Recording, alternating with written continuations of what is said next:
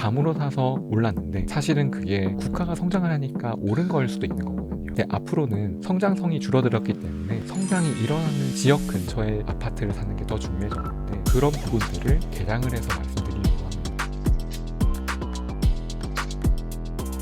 인공지능 시대를 우리는 지금 살아가고 있죠. 또 실제로 그 인공지능 서비스들도 정말로 많이 쏟아져 나오고 있고요. 그러면 이 인공지능 시대를 인생의 관점에서는 과연 어떻게 바라봐야 할까요? AI는 어떻게 인생의 무기가 되는가? 이 책을 같이 한번 읽어보시죠. 이 책의 저자인 경희대 빅데이터 응용학과 이경전 교수와 함께합니다. 교수님 안녕하세요. 네, 안녕하십니까. AI를 연구 개발한다라는 분들, AI 엔지니어 분들도 최근에 많이 이제 또 탄생을 하고 있는데 교수님이 AI를 연구하기 시작한 때가 88 올림픽이 있었던 해예요. 벌써 37년 전 일이에요. 그때 AI라는 개념이 있었나요? 어떻게 시작하신 거예요? 연구를 시작했다라고 말하긴 그렇고 네. AI를 하기로 마음먹은 해가 1988년인 건 맞습니다. 근데 이제 저희 또래들은 어렸을 때 로보태권부를 보고 자랐기 때문에 그게 인공지능이네. 막연하게 로보태권부에 보면 김 박사가 나오고 카프 박사가 나오거든요. 근데 제가 어렸을 때 친구들이 저를 카프 박사로 많이 놀렸어요. 좀 키도 작고 머리가 커가지고. 그래서 이제 6학년 때까지 그 별명이 카프 박사였고. 근데 그 약간- 박사였네요, 별명이. 네, 그래서 네네. 결국 박사가 되긴 했는데 네. 그런 로봇에 대한 막연한 꿈이 있었죠. 근데 대학교 들어가서 이제 학과가 저희는 없었어요. 마음대로 정할 수 있었거든요.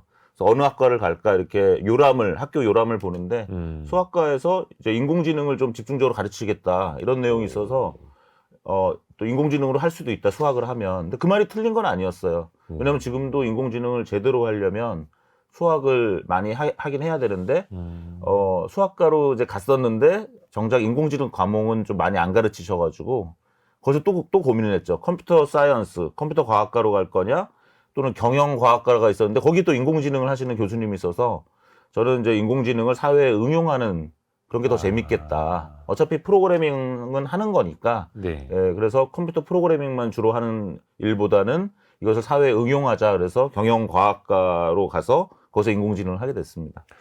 근데 우리가 우리 삶 속에서 기억을 더듬어 보면 로봇 태권브이 그 다음으로 이게 진짜 되네? 라고 느꼈던 때가 알파고가 우리나라에 와서 이세돌 구단하고 바둑 두던 그게 2016년이더라고요. 네, 2016년 3월입니다. 그때 교수님이 그 바둑을 또 중계를 하셨었다고요. 뭐 창피한 얘기지만 이제 그 당시에 알파고가 이길 거냐 이세돌이 이길 거냐 할 때 저는 이세돌이 이긴다고 생각했어요. 근데 첫 대국 할 때까지만 해도 그렇게 세상에 관심이 없었습니다. 근데 첫날 대국을 제가 딱 생방송으로 보고 있는데 결국 졌죠. 처음엔 되게 알파고가 되게 못 두는 걸로 생각을 했어요. 네. 그런데 진짜 못 둔다 해서 당연히 이세돌이 이기겠구나 했는데 어느덧 보니까 지고 있었던 거죠. 예. 그래서 일국을 이제 졌죠. 그래서 굉장히 큰 충격을 인간이 주면서 졌죠. 예. 또 하필이면 한국의 광화문의 포시즌 호텔에서 했기 때문에 한국 사람들이 가장 큰 영향을 받았고요. 이국도 졌어요. 이국 지고 나서 이제 하루를 쉬는데 이제 방송국에서 연락이 왔죠.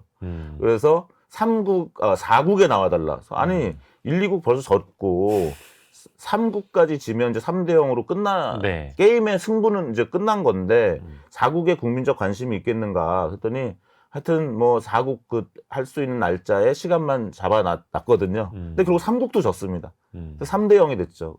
그래서 전화가 왔어요, 방송국에서. 4국, 제가 그랬죠. 4국 뭐 나갈 의미가 있겠습니까? 그랬는데, 그래도 하겠습니다 해서 제가 갔거든요.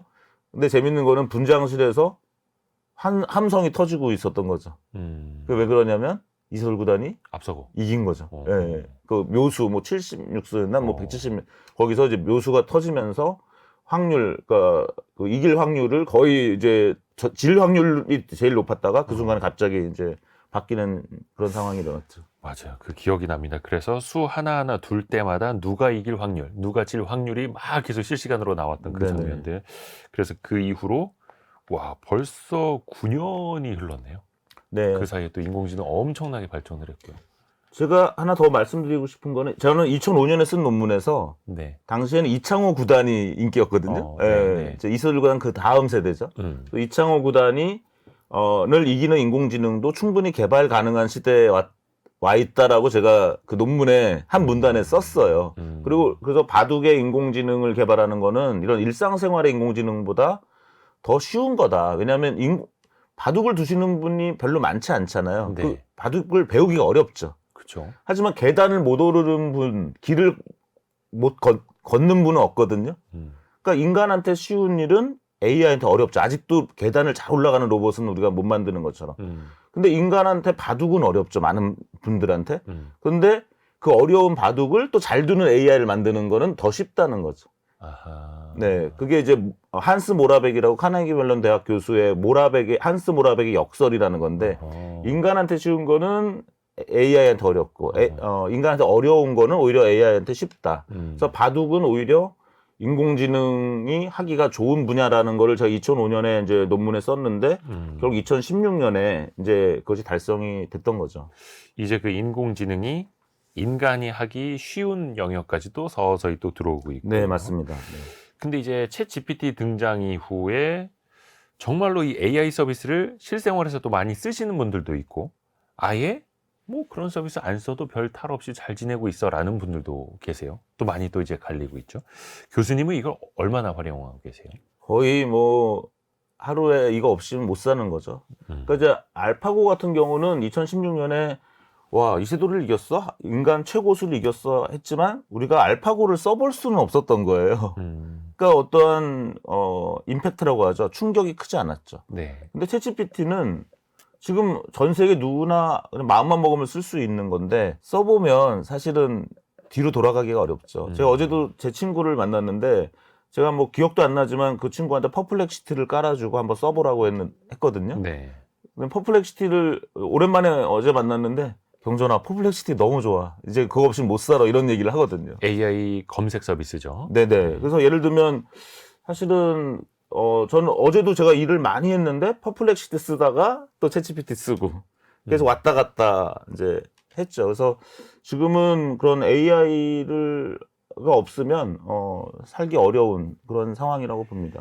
그렇죠. 그래서 그 AI 검색 툴을 이제 써보신 분들은 확실히 네이버나 구글 검색하는 빈도가 줄어들었다라는 걸 스스로 많이 또 느낄 수밖에 없죠. 좀 퍼플렉시티가 그 구글 크롬 창에다가 저보고 그냥 크롬 익스텐션을 깔으래요. 그래서 그럼 무심코 한번 해봤거든요. 그랬더니 이제는 그냥 검색창 그 주소창에다가 그냥 집어넣으면 예전엔 검색하면 구글이 떴는데 이젠 퍼플렉시티가 뜨는 거예요. 그래서 이상하다, 좀 어색한 느낌이 있었는데 이제는 익숙해졌어요. 아이러니하게 그 네. 브라우저를 구글이 만든 건데 네. 구글의 검색창을 넣기 위해서 구글이 만든 브라우저에서 다른 AI 검색 툴을 쓰고 있고 네네. 시대가 참 많이 그렇게 변했습니다. 또 이제 AI를 뭐 이제 제목처럼 나만의 무기로 활용을 하고 싶지만 조금 사실 이제 나이가 들어갈수록 최첨단을 따라가기 좀 버겁다라고 말씀하시는 분들 계시잖아요. 좀 어떻게 시작을 해보면 좋을까요? 그런데 제 또 주변에 교수님의 사모님이 있는데 네. 그 교수님이 그러는 거예요. 스마트폰을 저희 와이프는 카카오톡밖에 안 쓴다는 거예요. 그러니까 스마트폰 앱을 안 쓴다는 거죠. 좀 그런데 어렵죠. 예. 근데 챗GPT를 깔아줬더니 하루 종일 얘랑 대화를 한대요. 제가 진짜 이걸 한번 해보고도 싶은데 한번 해보셨나요? 챗GPT 대화로? 그럼요. 제가 한번 해볼게요. 네. 저희가 저 오디오로 나가거든요. 네네. 오늘 지금 이데오의 성공 예감 이데오입니다. KBS 1 방송국에 와 있거든. 지금 내가 쓴 책 AI는 어떻게 인생의 무기가 되는가를 가지고 이야기를 하고 있어. 우리 오늘 어떤 얘기를 하면 좋을까? AI는 어떻게 인생의 무기가 될까? 멋진 자리네요. 책의 주제와 관련해 AI가 어떻게 일상생활에서 유용하게 활용될 수 있는지, 예를 들어 자동화, 개인화된 추천, 생산성 향상 등에 대해 이야기해보면 좋을 것 같아요. 그리고 AI가 어떻게 미래의 기회가 될 수 있는지도 강조하면 청취자들에게 큰 인사이트를 줄 수 있을 거예요. 고마워. 우리 알파고랑 그 이세돌 이긴 얘기 그것도 했거든. 그거 너도 알지? 알파고가 이세돌 이겼잖아, 2016년에. 네, 기억하고 있어요. 2016년에 알파고가 이세돌 구단과의 대국에서 승리한 사건은 AI의 가능성을 보여준 대표적인 예시죠. 이런 이야기를 통해 AI 기술의 발전이 우리 삶에 어떻게 영향을 미칠 수 있는지 청취자들에게 설명하면 좋을 것 같아요. 고마워. 자, 이제 MC는 작가분과 손을 잡고 집으로 가겠습니다. 그러니까 제가 이걸 보여드린 이유는 AI가 지금 요즘 AI가 왜 이렇게 그 영향을 주는가? 네. 너무 쉽게 사용할 수 있다는 거죠. 그러니까 이제 앱을 작동할 필요도 없고 그냥 말로 하는 시대. 영화 허를 보면 처음에 되게 이상했거든요. 주인공이 지하철에서 계속 말로 누구랑 얘기를 하고 있어요. 전화 통화도 아닌데. 그쵸. 그래서 뭔가 2013년에 그 영화를 볼 때 굉장히 신기했는데 이제는 그런 시대가 된 거죠. 저는 이렇게 친구랑 조깅을 하면서도 둘 간에 약간 언쟁이 붙을 때가 있잖아요. 네네네네. 예를 들어서 뭐, 네. 그럴 때 둘이 해결이 안 되잖아요. 그럴 때 이제 걷고 있으니까 뭐 검색도 하기 어렵고. 예. 그러니까 그냥 이걸 틀어서 야, 지금 대화하고. 내 친구랑 이러고 있는데 뭐가 맞아? 이러면서 이제 2명이 가는 게 아니라 3명이 같이 이제 대화를 하는 뭐 그런 것이 될 수도 있겠습니다. 사실 예전에는 전화 통화를 다 이제 전화기 귀에다 대고 했었는데 그 위에 무선 이어폰 나오면서 손에 아무것도 들지 않고 혼자 길거리에서 중얼거리는 사람은 무선 이어폰 끼고 통화하는구나라고 생각하는 시대가 됐잖아요.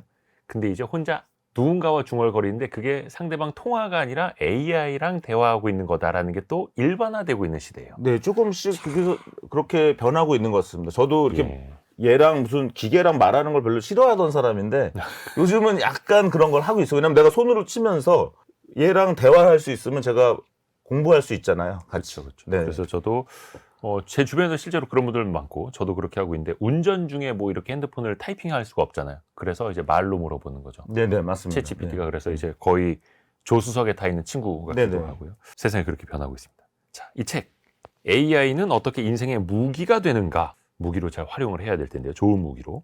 키워드 열어보겠습니다. 첫 번째 키워드는 비즈니스 모델입니다. 비즈니스 모델. 자신의 삶을 비즈니스 모델을 통해서 바라보자 이렇게 말씀하셨어요. 어떤 의미입니까? 사실 제 평생의 연구 주제가 예. AI와 비즈니스 모델이었어요. 응용하는 거. 네, 그래서 비즈니스 모델을 따로 연구하기도 하고 AI를 따로 연구하기도 하고 그걸 같이 연구하기도 했습니다. 네. 사실 이 책은 이제 그 단위가 기업보다는 개인이에요. 그리고 기업의 어떤 창업 비즈니스 모델이 아니라 개인의 비즈니스 모델이죠. 개인이 평생 어떻게 비즈니스 모델을 가지고 살 것인가. 그런데 변화한 것이 있다면 거기에 AI가 하나 더 붙은 겁니다. 그래서 네. 저는 사실 제 책 제목을 여기 영어로 써 있는 것처럼 Life with Intelligence로 붙이고 싶긴 했어요. 좀 어렵지만 그러니까 우리는 앞으로 삶을 사는데 인텔리전스를 가지고 살게 된다. 그 인텔리전스 두 가지죠. 하나는 내 머릿속에 있는 지적 자본, 또 하나는 이제 아티피셜 인텔리전스, 인공지능. 그래서 우리의 앞으로의 삶은 그 지능 두 가지를 잘 가지고 비즈니스 모델을 새롭게 만들어가면서 살아가야 되기 때문에 저부터가 그렇기 때문에 이제 그것을 좀 정리해 본 책이다 이렇게 말씀드릴 수가 있습니다. 그렇죠. 우리가 실생활에서 어떻게 잘 활용할 것인가, 응용할 것인가, 또 나 자신의 비즈니스 모델로 어떻게 창출해 나갈 것인가, 가치를 높여야죠. 어떻게 만들어 가야 됩니까? 사실 이거를 비즈니스 모델화 하기 위해서. 그래서 저는 이제 접근법을 뭐 정석을 해야 되는 거죠. 그러니까 경영학에서 얘기하는 비즈니스 모델의 여러 이야기가 있습니다. 네. 그 학문적 논의가 있죠. 그거를 이 책에 이제 집어넣습니다. 그래서 우리가 보통 인생론을 얘기할 때 그냥 저자의 그냥 개인적 경험이라든가 자기의 그냥 생각, 가치관을 그냥 주입하는 책은 저는 잘 읽게 되지 않더라고요. 근데 어떤 분야의 경영학에서 잘 정립되고 연구된 그러한 논문과 저술을 사실 인생론에 적용한 것입니다. 사실 제가 좋아하는 그 크리스텐슨 교수라는 분이 당신의 인생을 어떻게 평가할 것인가 라는 그런 책을 썼는데 그 책을 보면 경영학과 교수가 하버드대 그 경영대학원 교수인데 그분이 경영학에서 얘기하는 여러 가지 그 이론을 이제 인생론에 적용한 책이었는데 네. 저는 약간 그 책을 모델 삼아서 이번에는 이제 비즈니스 모델의 여러 가지 경영학적 이론을 이제 개인에 이제 적용한 것입니다. 예를 들면 그 스페인의 세계적인 요리사 그 페란 아드리아 사례도 이제 이미 그 교수들이 논문을 굉장히 중요한 논문을 썼어요. 그러니까 페란 아드리아가 어떻게 자기의 비즈니스 모델을 바꿨는지. 네. 이분이 이제 바르셀로나에 있는 그 어떤 음식점에 이제 인턴으로 들어가서 처음엔 접시 닦기 하다가 네. 조금씩 이제 요리를 배우면서 그 음식점을 세계적인 음식점으로 만들고 네. 이제 간 거죠. 근데 예를 들면 이분이 그렇게 하면 평생 요리사만 한 게 아니라 자기의 그 레시피를 책으로 만들고 또 요리사들을 또 교육하는 그런 사업으로 전환합니다. 그럼 결국 요리사가 되면은 자기가 어떤 음식점에서 몇 분의 우리가 하루에 10,000명을 먹일 수 있는 요리사가 될 수는 없잖아요. 네. 네, 근데 이분은 자기의 비즈니스 모델을 처음에는 뭐 10명, 100명을 하루에 서빙하는 그런 요리사였겠지만 그걸 책으로 만들고 또 자기의 분신인 요리사들을 교육하면서 자기의 이제 비즈니스 모델을 바꿔 나간 거죠. 마치 백종원 씨가 하는 거랑 비슷한 그러네요. 거죠. 예. 네, 그래서 저는 우리 젊은 사람들이든 아니면 지금 연세가 있는 분이든 현재 비즈니스 모델이 고정된다라는 생각을 버려야 된다는 거죠. 지금 일에 열심히 한다고 해서 미래가 보장되는 건 아니죠. 예를 들면 저 어렸을 때 또는 1980년대까지만 해도 동네에 전당포라는 간판이 있었습니다. 네네네. 전당포는 뭐냐면 시계를 갖다 주거나 뭐 금반지 이런 걸 갖다 주면 현금을 주는 그러한 값어치 있는 것들을 맡기고 돈을 빌리는. 예, 현금이 없는 사람들이 이제 급전이 필요할 때 가는 곳이 전당포였는데요. 네. 그것이 지금 없어졌죠, 그 동네에. 그 이유는 신용카드라는 비즈니스 모델이 생겼기 때문입니다. 전당포 사장님이 그 당시에 아무리 고객한테 친절을 베풀고 동네에 가장 좋은 자리에 전당포를 놓았다 하더라도 새로운 비즈니스 모델이 나타나면 그 사업은 의미가 없는 거거든요. 그렇죠. 90년대만 해도 비디오 대여점이 얼마나 많았습니까?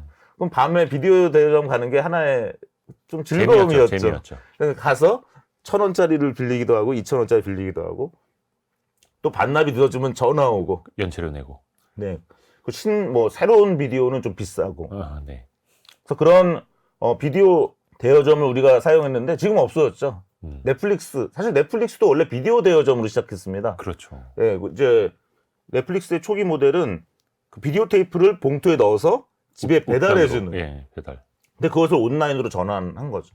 그래서 저는 우리의 많은 현재 당신의 비즈니스 모델이 어떻게 전환될 것인가를 생각해야 된다. 뭐 그런 내용들도 같이 담았습니다. 그래서 그 비즈니스 모델이 변했을 때 뒤처질 것인가, 혹은 같이 갈 것인가, 혹은 앞서 갈 것인가가 중요한 거고요. 슬로건도 중요하다고요, 슬로건. 네, 제가 이제 비즈니스 모델을 그럼 뭐냐 하면 사실 쉬운 거거든요. 학문적으로는 가치를 창출해서 전달을 해서 그 대가로 돈을 받는 거죠. 근데 내가 가치는 창출시키지 않았는데 돈을 받으면 그게 이제 사기라고 저는 생각을 해요. 그래서 가치를 창출해서 전달해서 이제 돈을 받는 건데 네. 그러면 그거를 되게 복잡하게 생각할 게 아니라 슬로건으로 정리를 하면 된다는 거죠. 그럼 당신의 슬로건은 뭐야? 당신의 회사의 슬로건은 뭐야? 그걸로 정리하다 보면 내가 전달하는 가치, 내가 고객한테 전달하는 가치를 명확하게 할 수 있다는 것입니다. 예를 들면 사우스웨스트 에어라인 같은 경우는 이제 저가항공사의 대표적인 항공사거든요. 거기엔 슬로건이 뭐냐면 그냥 언제라도 당신이 원할 때 자동차 여행 비용으로 비행기 속도 여행을 즐겨라. 이 슬로건 안에 이 회사의 비즈니스 모델이 다 들어 있습니다. 왜냐하면 언제라도 당신이 원할 때라는 건 어떤 의미냐면 사우스웨스트 라인은 모든 도시에 취항하는 게 아니라 두 도시를 잡아서 그 도시 간에 왔다 갔다 하는 비행기를 하루에 한 6편 정도 놓은 거예요. 예를 들면 보스턴과 샌프란시스코 사이에 다른 아메리칸 에어라인이나 뭐 델타 같은 경우는 어떤 공항에 가도 보스턴과 샌프란시스코 사이에 한 6편은 없습니다. 근데 사우스웨스트 라인은 어떤 한 허브 공항이 있는 게 아니라 두 지점 사이에 한 하루에 6개 정도의 항공편을 만들면 어떻게 되죠?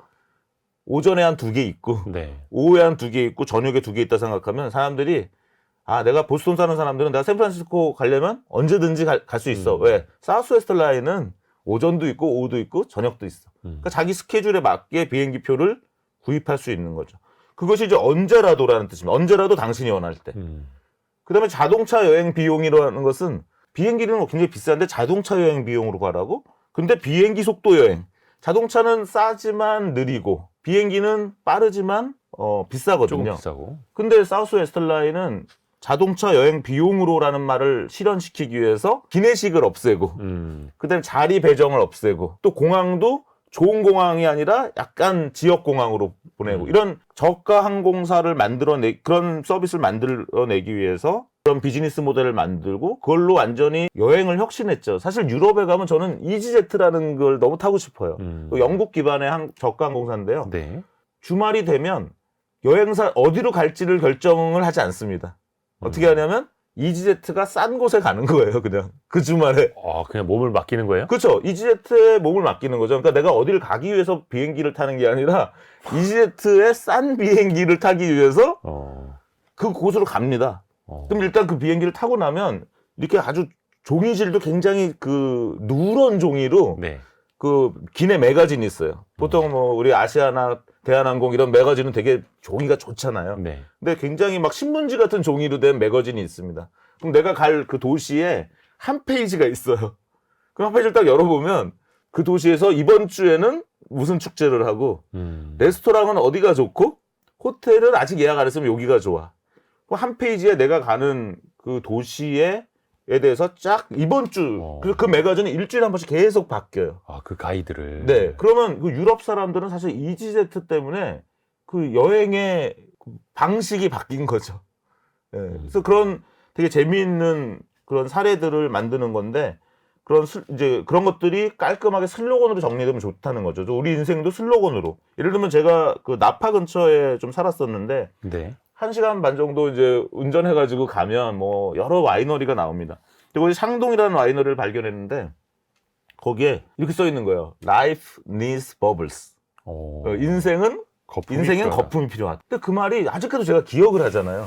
근데 생각해보면 우리가 인생에 좀 우리 앵커님도 계시지만 약간 이 거품이 낄 때가 있잖아요. 그렇죠. 다른 사람들이 나를 되게 높이 평가할 때는 약간 거품이 낀 거거든요. 그때 조심해야 되는 거죠. 그렇죠. 주식시장도 거품이 있고 또 우리가 목욕을 할 때도 가끔 그 버블바스를 네. 하는 건 또 기분이 또 새롭게 줄 수 있기 때문에. 그래서 제가 이제 뭐 와인을 마실 일이 있을 때 우리가 보통 이렇게 와인 리스트 보고 야 스파클링을 마셔야 돼, 화이트를 마셔야 돼, 뭐 레드를 마셔야 돼, 뭐 이럴 때 갑자기 라이프 니스 버블스 라는 그 슬로건이 생각이 나고 맞아 인생엔 거품이 필요하지 하면 같이 있는 사람들과 이 상동의 슬로건을 얘기하면서 웬만하면 스파클링 와인, 거품 와인을 이제 마시게 된다는 거죠. 그래서 이런 기업의 이런 슬로건들이 만들어지는 것이 자기의 비즈니스 모델을 명확히 하면서 고객한테 자기를 각인하는, 그 다음에 자기 직원들한테도 우리 회사는 어떤 회사다라는 걸 이제 보여주는 것처럼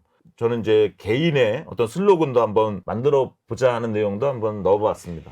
그러니까 기업들이 슬로건을 통해서 고객들의 시선을 잡고 정체성을 확실히 정립해서 알려주듯이 개개인들도 비즈니스 모델을 만들 때 나 자신을 비즈니스화한 것처럼 슬로건을 만들자. 네. 혹시 교수님도 그런 거 있으세요? 책에 사실 오랜만에 소개를 했는데요. 예. 한 중학교 때였던 것 같아요. 아버지가 First라는 그런 그냥 슬로건을 만들어 보라고 그러셨어요. 그래서 몇 가지 사례를 주시면서 라이온스 클럽 이런 게 예를 들면 LIONS가 이런 게 이제 한 글자로 다 이렇게 뭔가 만들 수 있다는 거예요. 그래서 그때 이제 제가 좀 약간 헤매고 있으니까 First라고 한번 만들어 봐라 이렇게 제시를 해주셨던 것 같아요. 그래서 이제 First에서 F는 Faith. 그래서 그건 어떤 종교적인 신앙일 수도 있고 신념. 자기의 어떤 믿음, 신념이 되고요. I는 인텔리전스. 이때도 벌써 인텔리전스가 들어갔죠. 네. 그다음에 이제 릴레이션십. 그죠? 사람이 혼자 나가는 게 아니기 때문에 릴레이션십을 만들고, 그다음에 스트렝스라는 건 약간 이제 뭐 체력이라고 생각을 했습니다. 그래서 몸도 건강해야 되고. 그래서 저는 어렸을 때 이게 운동도 많이 했거든요. 네. 그다음에 이제 T는 뭐 여러 가지 있겠지만 트라이 하드. 노력. 신념, 지능, 관계, 강인함, 시도. 이거를 초등학교 때? 중학교 때. 중학교 때. 야, 중학생이 신념이라는 단어를 생각을 하는 것도 쉽지 않을 텐데요. 하여튼 그래서 사실 이걸 좀 퍼스트를 하려고 했던 것 같은데 생각해 보면 좀 후회되는 것도 있어요. 솔직히 이거는 제가 처음 얘기하는 건데 저는 공부하다가 2등을 하면 만족한 때도 꽤 있었던 것 같아요. 고등학생 생활이 너무 재밌잖아요. 그러니까 공부를 열심히 하면 1등을 하는데 그냥 친구들이랑 놀고 뭐 운동도 많이 하고 고등학교 생활을 막 즐기면 2등을 하더라고요. 그러면 거기서 둘 중에 하나 선택을 했어야 되는데 2등을 택한 적도 꽤 많았습니다. 근데 지금 지나고 보니까 그 1등이 되게 고독한 거잖아요. 네네네. 그리고 내가 1등을 하고 나면 또 다른 1등을 찾아가야 되는 그런 어떤 고독한 경주를 하는 것이기 때문에 또 어떤 사람들한테는 정말 1등을 하려고 애를 써라. 우리가 애플이나 뭐 삼성의 이런 스마트폰을 쓰는 이유도 1등을 하겠다고 노력한 결과로 2등이 되는 거지. 내가 2등을 하려고 노력하면 3등도 안 되는 경우가 되게 많더라고요. 네. 그래서 목표라도 1등으로 해야 하는 건데 사실 뭐 또 현실은 또 사람은 또 기업이 아니니까 좀 네네. 다르기도 하고요. 일단 그래서 본인만의 슬로건을 가져라. 이게 또 좌우명이랑은 다른 거네요. 예. 본인의 이제 비즈니스 모델화하는 그래서 이제 슬로건을 비즈니스 이야기하는 모델에서 그런 경영학에서의 기업의 슬로건은 또 그 기업의 비즈니스 모델을 함축해서 고객과 직원들한테 전달할 수 있는 그런 어떠한 깔끔한 그 문구를 얘기하긴 합니다. 네. 그 다음 키워드 나오는 게 지적 자본입니다. 지적 자본. 자본은 자본이고 지적인 건 지적인 건데 지적 자본이 됩니까? 뭐 이건 제 이론은 아니고 한 2000년대 초반부터 또는 90년대 중후반부터 지적 자본론에 대한 얘기가 많이 나왔어요. 이제 뭐 경영학적으로 얘기하면 기업의 실물 가치 있죠. 기업이 갖고 있는 땅, 뭐 현금 이런 걸 다 더한 가치보다 주식시장에서의 가치가 더 높은 거예요. 그럼 사람들이 회계학자들은 그거를 이제 궁금해하기 시작했죠. 네. 이 회사의 장부 가치와 주식시장에서 시장 가치가 왜 이렇게 차이가 나냐? 더 높은 경우가 많은 거죠. 그렇죠. 그러면 그때 이제 경영학자들이 그거는 지적 자본 때문이다 또는 무형 자산 때문이다. 영어로 얘기하면 intangible asset 또는 intellectual capital 때문이다. 이런 얘기를 하기 시작한 게 90년대와 2000년대 초반인데 그러면서 지적 자본 이론이 발전했습니다. 그래서 그때 학자들이 지적 자본은 뭘까 하고 또 학자들은 이렇게 구분해 보잖아요. 그래서 그 지적 자본을 크게 이제 인적 자본, 휴먼 캐피탈, 그다음에 사회적 자본, 소셜 캐피탈, 구조적 자본, 스트럭처럴 캐피탈 이렇게 세 가지로 나눴죠. 그래서 뭐 인적 자본이라고 하면 이제 뭐 쉽게 얘기하면 두뇌입니다. 두뇌, 건강, 체력. 네. 예. 그다음에 이제 사회적 자본이라고 하면 뭐 인간관계죠. 기업 같은 경우는 고객 관계, 국가 같으면 외교적 관계. 그래서 사실 이 지적 자본 이론이 기업과 국가, 이제 국가에 적용한 논문을 제가 한 20년 전에 쓴 게 있는데 주로 기업에 이제 적용되는 것이고 국가에 적용됐다가 이번에 제가 쓴 책은 이걸 이제 개인에 적용한 것이라고 볼 수가 있고요.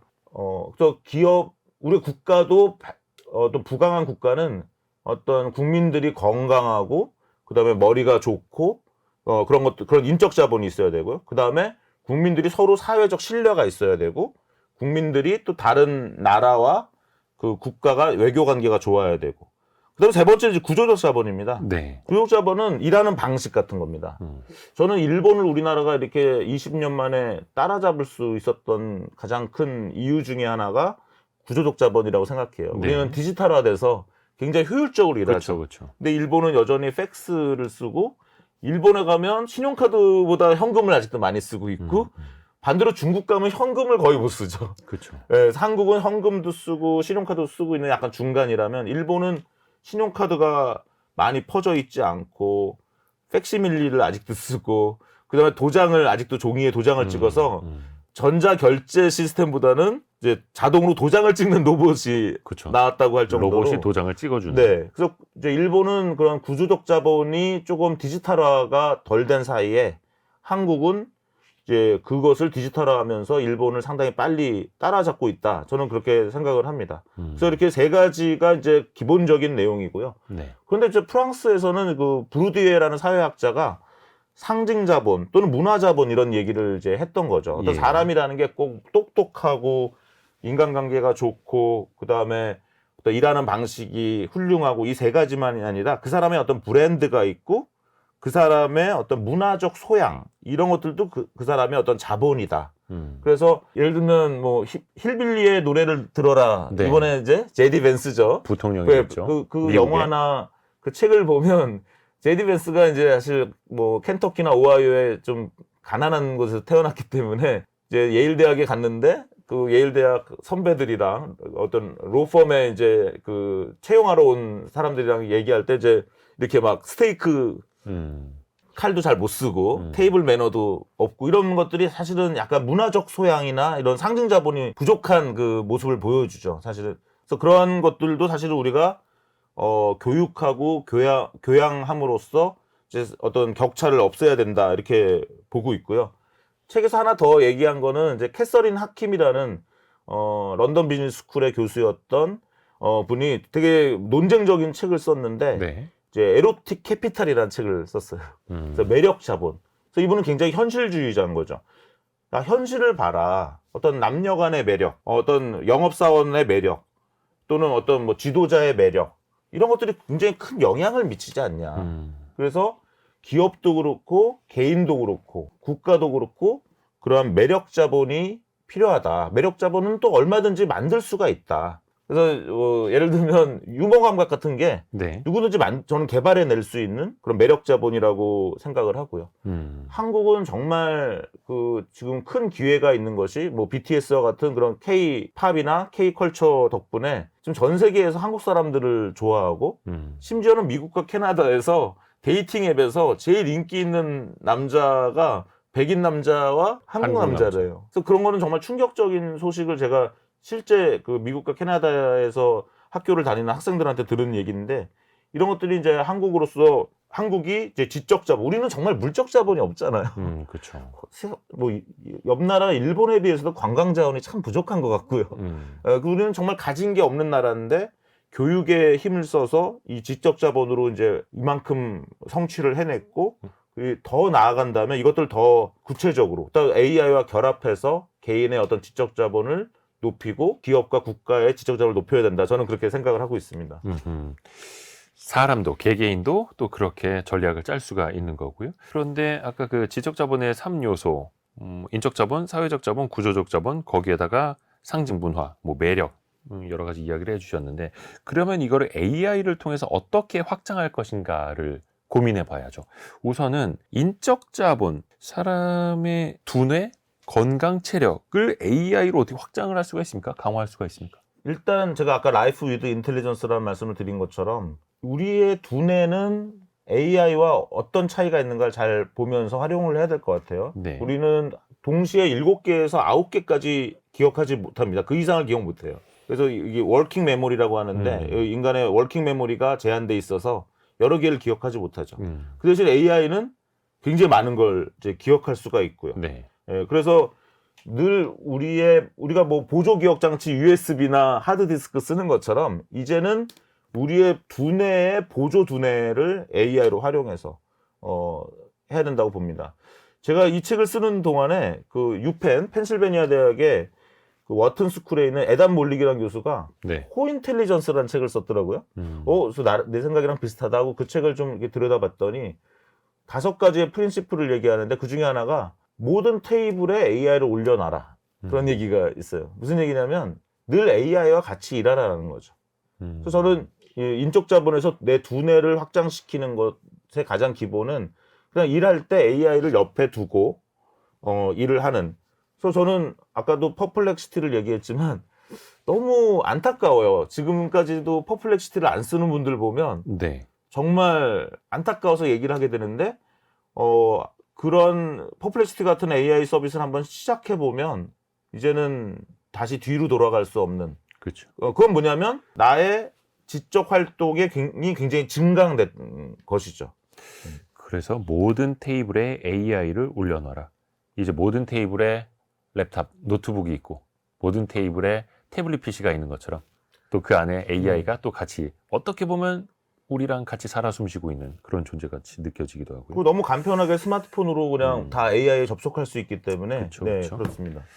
그리고 두 번째가 사회적 자본인데, 사회적 자본은 사실 관계, 신뢰가 핵심인데 그 관계를 어떻게 AI를 통해서 강화할 수 있나요? 어떻게 해야 됩니까? 그러니까 꼭 AI를 통해서 강화한다라는 개념보다는 일단 저는 소셜미디어의 중요성을 좀 강조를 했습니다. 이 책에서. 그래서 많은 분들은 소셜미디어를 좀 배관시하고 뭔가 나쁜 것이고 중독되면 안 되는 것이고 하지만 우리가 물리적인 인간관계는 한계가 있죠. 아무래도. 네.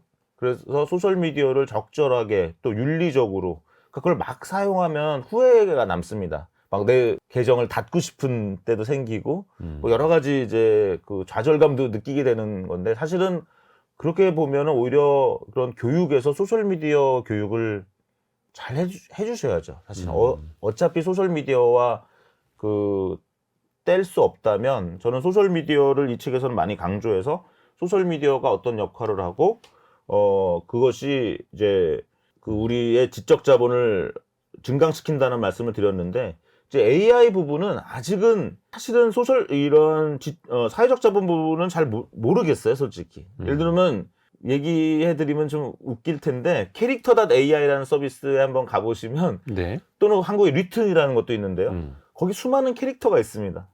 그럼 캐릭터와 가상의 캐릭터와 내가 대화를 나누는 건데 저는 잘 적응이 안 돼요. 그럼에도 불구하고 미국에서는 생성 AI 서비스 중에서 제일 많이 사용하는 3위 또는 4위 기업이라고 하고 있고요. 작년에는 좀 불행한 사건도 있었죠. 어떤 세처라는 그 소년이 네. 그 캐릭터.ai는 어떤 그 TV 드라마에 12살 먹은 여자 주인공 소녀 캐릭터랑 대화를 하다가 좀 자살한 사건도 있었죠. 그 AI가 약간 좀 그렇게 막 냉소적으로 대화를 몰아갔다고 했던. 사실 그런 건 아닌데 우리 친구들끼리도 사실 대화가 뭐 영화 렛민이라는 걸 보면 서로 이렇게 좀 좌절에 빠진 청소년들끼리 대화하다 보면 이제 그럴 수 있는 거죠. 그리고 지금 AI 대화의 가장 큰 문제점 중에 하나는 이렇게 추임새를 넣어주는 거잖아요.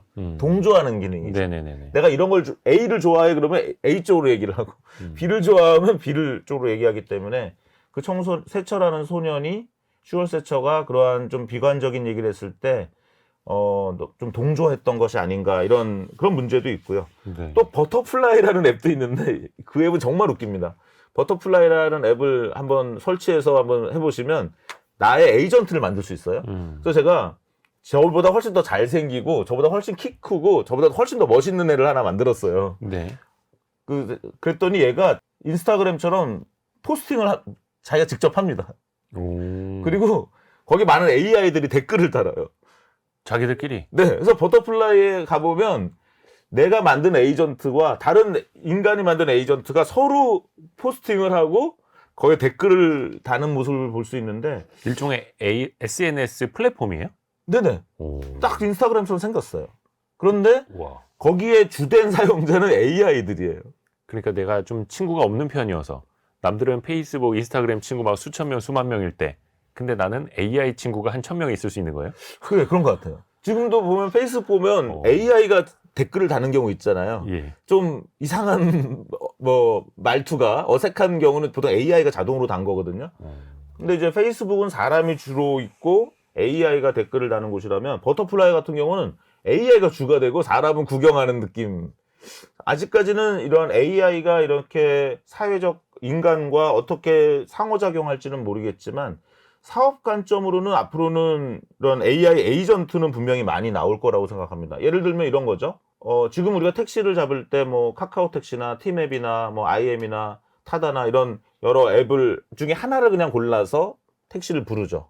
근데 저희 연구실에서 개발한 그 AI 에이전트는 뭐냐면 서울역으로 가는 택시 잡아줘. 그러면 이 AI 에이전트가 티맵도 열고 뭐 티맵 택시도 열고 카카오 택시도 열고 해서 그중에서 제일 빨리 잡는 택시가 있으면 그거를 잡고 나머지는 AI가 다 취소하는 거죠. 그걸 사람이 하려면 굉장히 어려운데 또 제가 물어봤더니 이런 거 쓰겠냐 했더니 여학생들은 실제로 택시기사분이 평점이 낮으면 취소를 한대요. 또 남학생들은 물어보니까 자기는 차종을 본대요. 그래서 차종이 좀 괜찮은 차가 잡히면 그거를 선택한다는 거예요. 그래서 이제 AI 에이전트가 이럴 수 있는 거죠. 아, 평점이 높은 기사님, 그다음에 나는 차가 어떤 차가 되는 택시를 잡아줬으면 좋겠어. 그러면 여러 택시 앱을 불러서 그 중에서 고르는 건데요. 지금 이 비용이 현재는 한 150원 들어요. 작년엔 150원인데 올해는 아마 이게 한 30원으로 떨어지지 않을까? 그럼 내년에는 이게 이제 한 10원 이하로 떨어지면 이런 택시를 부르는 에이전트 서비스가 이제 나타나기 시작하는 거죠. 경쟁력이 있겠네요. 그러면 이제 그다음부터는 카카오 택시나 티맵 택시가 생각을 해야 돼요. 나한테 좀 접근하는 애가 사람인지 AI인지. 그러면 AI는 싫어 하고 거부하면 우리 손님을 놓칠 수도 있죠. 어떻게 보면 플랫폼 위에 더 강력한 플랫폼이 되는 거네요. 네, 그래서 저는 플랫폼 시대가 이제 지나가고 AI 에이전트 시대가 온다. 뭐 이런 주장을 하기도 했습니다. 근데 이런 걸 또 이제 잘 활용을 하면은 앞에서도 이야기를 했습니다만 이제 구조적 자본 이게 일하는 방식 도구라고 말씀해 주셨는데 효율성을 높이고 또 생산성을 높일 수 있는 거고 근데 여러 가지 앱도 말씀하셨습니다만 사실은 그거 하나하나가 다 나의 생산성을 또 높여줄 수 있는 것들이고요. 사실은 구조적 자본이 제일 중요하죠. 예를 들면 냅킨 AI라는 거 써보신 분 있는지 모르겠는데 휴지 얘기하는 냅킨이요? 네, 냅킨 AI인데 내가 어떤 한 문단을 작성한다면 그걸 집어넣으면 그 문단을 다이어그램으로 그려줘요. 그래서 그런 보고서 작성하는 거 굉장히 좋고요. 그다음에 뭐 수노 아시겠지만 이제 음악을 만들어주는 거. 그다음에 이제 그림 그려주는 그런 AI들이 있고요. 그다음에 현재 AI들은 무슨 내가 명령을 하면 모든 걸 1분 안에 하는데 내가 30분 걸릴 일을 1분에 하면 생산성이 30배가 되는 거고요. 어떤 경우는 제가 하루 종일 걸려야 될 일을 생각해 보십시오. 우리 벽돌이 1000개가 있어요. 네. 벽돌을 이 1000개를 이쪽으로 옮기는 건 내가 할 수 있죠. 할 수 있는데 이거를 만약 다른 AI나 로봇이 시켜서 할 수 있다면 내가 굳이 내 손으로 벽돌 1000개를 옮길 수가 그럴 필요가 없는 거죠. 그래서 요즘은 그렇게 생각하시면 제일 쉽습니다. 그냥 대학 재학생 인턴 정도. 보통 그렇게 얘기합니다. 그래서 인턴 부대를 내가 어떤 AI를 쓴다는 거는 내 주변에 대학생, 재학생이나 졸업생 수준의 인턴을 한 20명 정도 두는 거예요. 그래서 냅킨 AI한테는 야, 너 이거 그림 그려. 아, 너는 이거 검색해. 이건 이 글을 좀 요약해줘. 그림 그려줘. 노래 만들어줘. 그리고 소라라는 영상도 AI도 너무 재밌죠. 그런 식으로 이제 그 구조적 자본을 가장 확충시킬 수 있는 곳이 이제 AI의 힘이다. 저는 그렇게 보고 있습니다. 네. 또 하나 나오는 키워드가 여기서부터는 조금 이제 우려되는 지점이 발생이 되는데 팀킬입니다. 팀킬. 네. 이거 게임 하시는 분들은 많이 들으실 텐데 게임하다가 우리 팀 캐릭터를 이제 공격하게 되면 서로 이제 손실이 생기는 거잖아요. 이게 AI 시대에서도 나타날 수 있을까요? 네, 그럴 수도 있겠습니다. 근데 이제 중요한 거는 AI가 우리를 잡아먹는 게 아니라 AI가 강한 나라 또는 AI가 강한 개인이 AI를 잘 쓰는 개인이 AI를 안 쓰고 AI를 멀리하는 개인을 대체한다. 이런 얘기를 하죠. 제가 CES 2025 이번에 다녀왔는데 다녀와서 이제 로봇 산업에 대해서 정리를 하고 있는데 네. 좀 중국이 굉장히 로봇이 많이 발전하고 있거든요. 네. 그 지금 러시아 우크라이나 전쟁에서도 그 드론의 힘이 굉장히 셌던 것처럼 앞으로는 이런 휴머노이드 로봇이 그러니까 로봇이 우리를 지배하는 게 아니라 그 로봇을 잘 가진 나라가 전쟁을 일으킬 수 있다는 거죠. 제프리 힌튼이라고 이제 이 딥러닝의 아버지고 네. 작년에 노벨 물리학상을 받은 제프리 힌튼이 그쵸. 최근에 어떤 유튜브를 봤더니 그분이 그러는 거예요.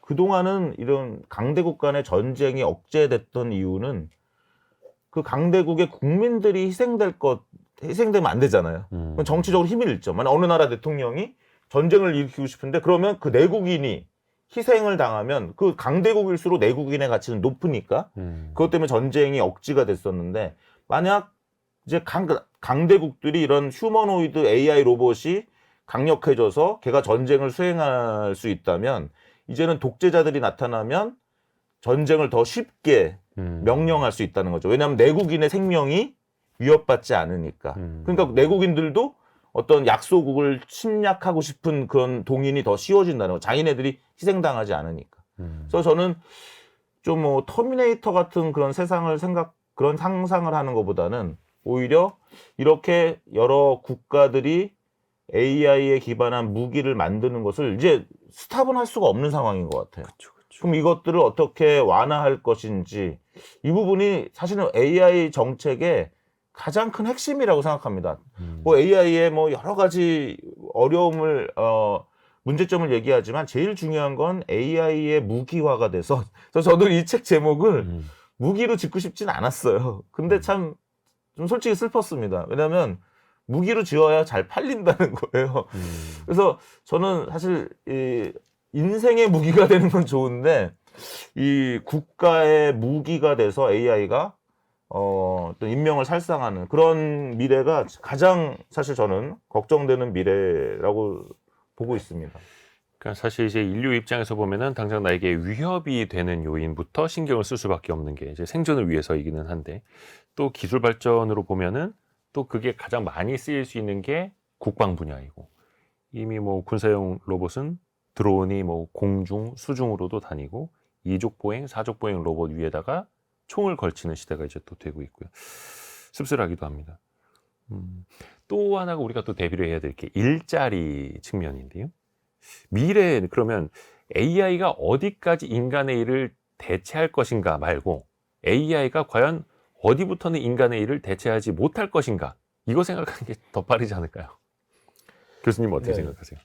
만약 그 부분을 먼저 질문하신다면 AI가 가장 부족한 게 나와 타인을 구분하는 게 지금 잘 안 돼요. 그래서 지금 이제 AI가 의식을 가질 거다 안 가질 거다 그것의 논쟁도 있지만, 의식이 존재하려면 나와 내가 아닌 타인을 구분할 수 있어야 되는데, 네. 현재 AI는 사실 그러한 구분이 다 말로 그냥 그런 것처럼 되어 있는 거거든요. 네, 그래서 결국은 무슨 얘기냐 그러면 공감 능력이 떨어진다는 겁니다. 네, 그 다음에 AI는 자기가 훼손될 신체가 없어요. 그렇죠. 신체가 없기 때문에 우리가 나쁜 짓 안 하는 이유가 내가 감옥 갈까봐. 그 다음에 길에 있는 사람들을 함부로 때리지 않고 동물들을 함부로 학대하지 않는 이유가 그 순간 내가 보복당할 수 있죠. 네. 나의 신체의 고통이라는 것이 있기 때문에 그렇죠. 우리는 거기서 윤리가 생긴 거예요. 사실은. 내가 손해보지 않으려고. 네, 내가 다치지 않고 내가 오래 살기 위해서 윤리를 만든 거고 법을 만든 건데, 지금 AI는 타인이라는 개념이 없고 그 다음에 훼손되는 신체가 없고, 또 이것도 논란이 있지만 AI가 고통을 가진다 안 가진다, 지금 고통을 가진다는 논문이 또 최근에 나왔어요. 아, 그래요? 네. 그래서 그 엔스로피라는 회사 아시죠? 네네네. 거기서 제일 그걸 밀고 있어요. 그 로봇도 만드는데. 네, 예. 그 챗GPT와 같은 걸 만드는 회사죠. 엔스로피. 근데 네. 그 AI에다가 나중에 뭐 이제 로봇 같은 걸 이제 뭐 피지컬 AI 나왔을 네, 때 네. 센서 같은 걸 장착을 해서 센서의 느낌을 이제 느끼도록, 그걸 이제 통증으로 이해하도록 또 그렇게 또 프로그래밍을 할 수도 있을 거 아닙니까? 근데 저는 그거를 이제 가짜 통증이라고 생각하죠. 아, 그러니까 우리 인간은 진짜는 아픈 건 아니고. 진짜 아픈 거잖아요. 네네네. 근데 얘는 아프지 않은데 아 소리를 내는 거죠. 반대로 얘기하면 아픈데 웃게 만들 수도 있어요. 그럼 우리가 막 로봇을 막 때렸는데 우리가 막 어떤 애 무서운 경우는 막 때렸는데 막 웃으면 더 무섭잖아요. 프로그램을 거꾸로 해놨을 때. 그렇죠. 거꾸로 할 수 있대. 그러니까 결국 진정한 고통이냐 아니면 진짜 아티피셜한 고통이냐, 이런 문제가 있는 건데, 일단은 그래서 공감 능력, 평상시에 상당히 많은 공감 능력을 가지고 또 협동 능력, 이런 것들을 키우는 것이 당연히 중요하다. 그 다음에 현재 오늘날 챗GPT 같은 거에 몇 글자의 명령을 내릴 수 있는지 아세요? 최대? 그러게, 그걸 안 해봤네요. 거의 뭐 PDF 파일 뭐 책 통째로 얹어도 다 네. 얘가 대답해 주니까. 네, 우리가 GPT-4 같은 경우는 한 뭐 3만 자에 4만 자라고 보시면 되고요. 질문이요? 질문의 길이가. 와. 그리고 이제 제일 강력한 성능은 200만 자라고 보시면 돼요. 200만 토큰. 그것도 작년 얘기니까 올해 또 늘어날 수 있죠. 그렇다는 얘기는 뭐냐면 우리가 AI한테 200만 글자로 명령을 내릴 수 있는 시대예요. 그래서 지금은 질문을 잘하는 사람, 그 다음에 명령을 잘하는 사람, 이런 직업. 그래서 AI랑 절대 경쟁에 포기하지 않으시면 좋겠어요. 지금 AI 시대의 초기고, 그래서 근데 또 AI 지금 어떻습니까? 할루시네이션이라고 그래서 오류가 있어요. 네. 그래서 지금은 이 교육하는 분들끼리 모이면 늘 얘기하는 것이 AI한테 질문을 잘하는 사람, 창의적으로 질문하는 사람, 길게 질문할 수 있는 능력. 그다음에 또 하나는 AI가 틀릴 수 있기 때문에 AI가 한 대답을 비판적으로 검토할 수 있는 사람.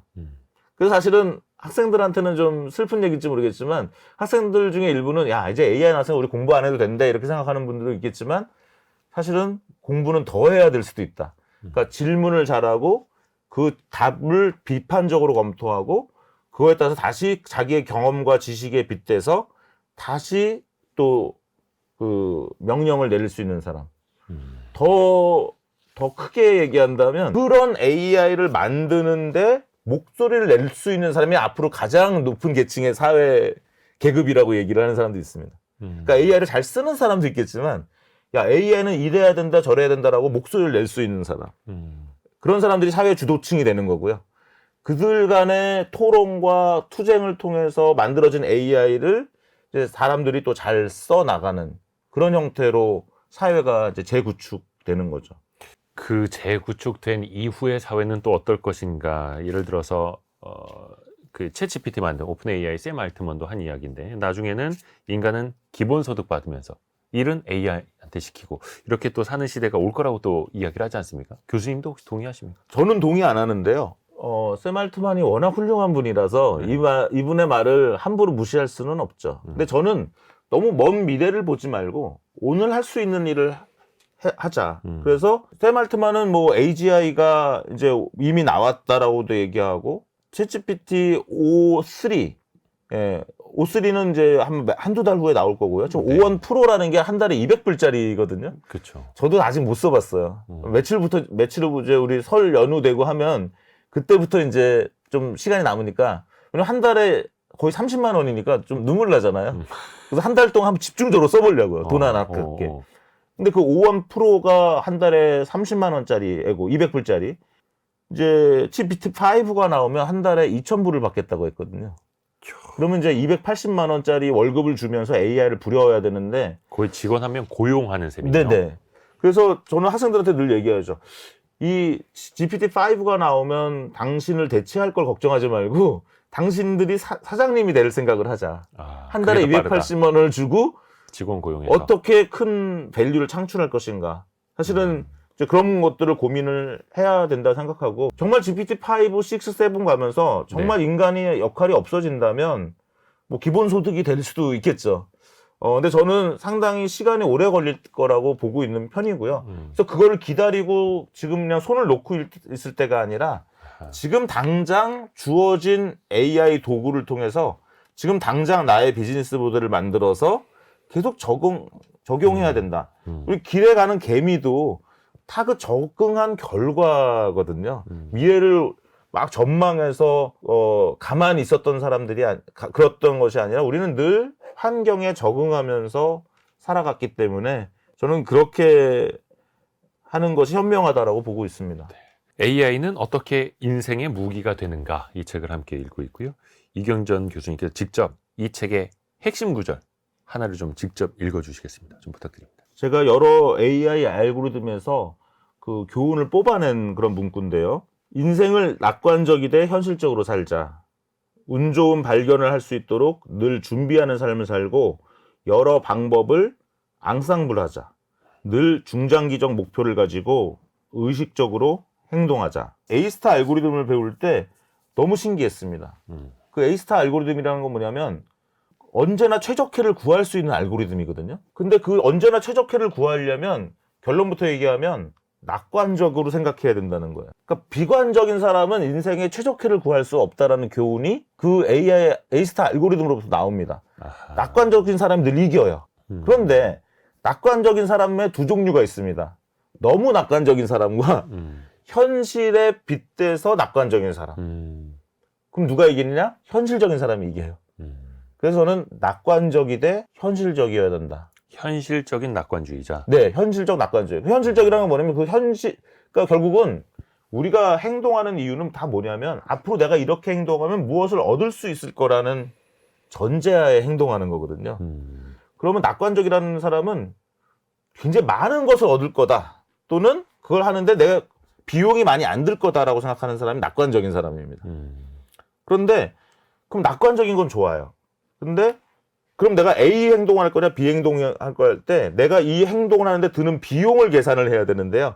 그 비용이 현실적으로 계산하는 사람이 더 빨리 최적혜를 찾습니다. 그래서 행복해지는 방법은 어떻게 보면 그 A스타 알고리즘에 있다고도 볼 수 있어요. 네. 늘 낙관적으로 살되 현실적으로 계산하라는 거죠.